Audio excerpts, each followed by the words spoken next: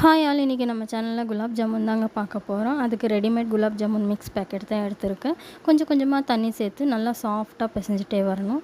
நிறைய தண்ணி சேர்க்கக்கூடாது. ஒரே ஒரு டேபிள் ஸ்பூன் அளவுக்கு கொஞ்சமாக எண்ணெய் சேர்த்துட்டு நல்லா மிக்ஸ் பண்ணி விட்டுட்டு சாஃப்டாகிச்சான்னு செக் பண்ணிவிட்டு ஒரு பிளேட் போட்டு மூடி ஒரு பக்கம் எடுத்து வச்சுடுங்க. இப்போது ஒரு பேனில் சுகர் சேர்த்துக்கோங்க. 500 கிராம் சுகர் தாங்க நான் சேர்த்துருக்கேன்.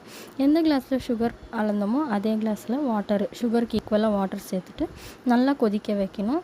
இதுக்கு பாகு அந்த மாதிரி எந்த கன்சிஸ்டன்சியும் தேவையில்லைங்க. நல்லா கொதிச்சா போதும். 2 ஏலக்காய் சேர்த்துருக்கேன் அதுலேயே. இப்போ நல்லா கொதித்து வந்ததும் ஸ்டவ் ஆஃப் பண்ணிட்டு ஒரு ஆஃப் லெமன் ஸ்க்வீஸ் பண்ணி விட்டுக்கோங்க. அப்போ தான் அந்த சர்க்கரை பாகு வந்து கெட்டியாகாமல் இருக்கும்.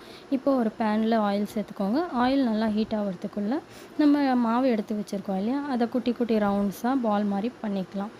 எங்கேயும் சீல் விட்டுருக்கக்கூடாது. ப்ளெயினாக அழகாக ரவுண்ட் பண்ணிக்கணும். இப்போது ஆயில் நல்லா ஹீட் ஆனதும் ஒரு பால்ஸாக பொறுமையாக ஆயிலில் சேர்த்துட்டு ஸ்டவ் ஃபுல்லாக லோ ஃப்ளேமில் வச்சுட்டு கோல்டன் ப்ரௌன் ஆகிற வரைக்கும் நல்லா டீப் ஃப்ரை பண்ணி எடுத்து வச்சுருக்க சுகர் சிரப்பில் சேர்த்துக்கோங்க. இப்போ இதை மூடி வச்சுட்டு ஒரு 1/2 hour நல்லா ஊறினதும் சுகர் சிரப்பெல்லாம் ஜாமுனில் ஊறியிருக்கும்.